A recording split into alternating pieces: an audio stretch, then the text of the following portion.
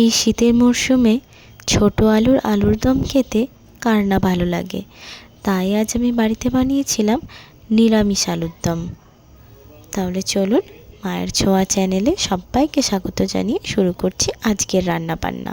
প্রথমে আমি কড়াইতে সাদা তেল দিয়ে দিলাম।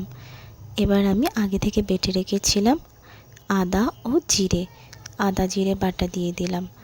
দিয়ে আমি অল্প একটু নুন আর হলুদ দিয়ে দিলাম। তাতে কি হবে, মশলাটা বেশি ছিটকাবে না, নাড়াচাড়া করতে সুবিধা হবে।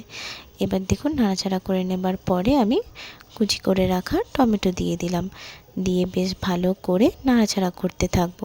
টমেটোগুলোকে বেশ ভালো করে নরম করে নিতে হবে। এই যে টমেটো নরম হয়ে গেছে, তারপরে আমি লাল লঙ্কার গুঁড়ো দিয়ে দিয়েছি।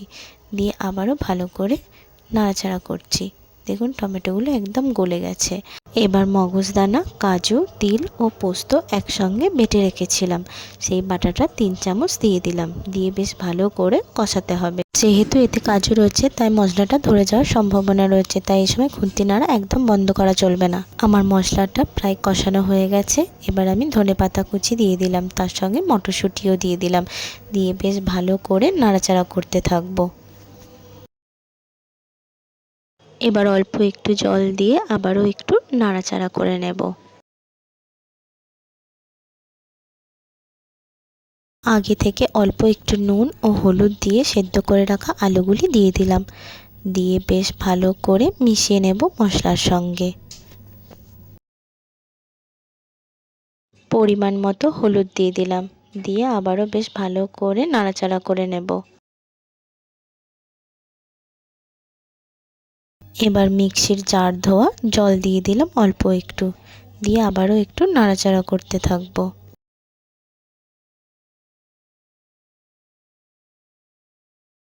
স্বাদ মতো লবণ ও পরিমাণ মতো জল দিলাম। দিয়ে বেশ ভালো করে নাড়াচাড়া করে নেব। এবার আমি 10 মিনিট ঢাকা দিয়ে রাখবো।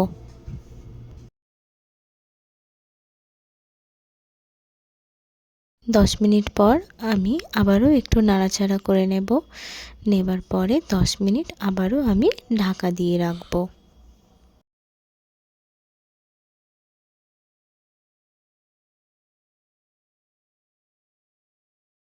দেখুন আমাদের রান্না প্রায় হয়েই এসেছে। এবার আমি আগে থেকে ড্রাই রোস্ট করে রাখা কাসুরি মেথি উপর থেকে দিয়ে দিলাম। দিয়ে বেশ ভালো করে মিশিয়ে নেব।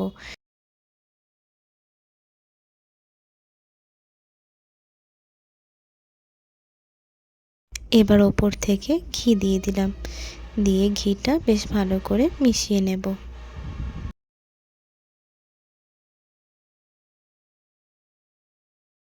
এবার আমরা একটা পাত্রের মধ্যে ঢেলে নিচ্ছি।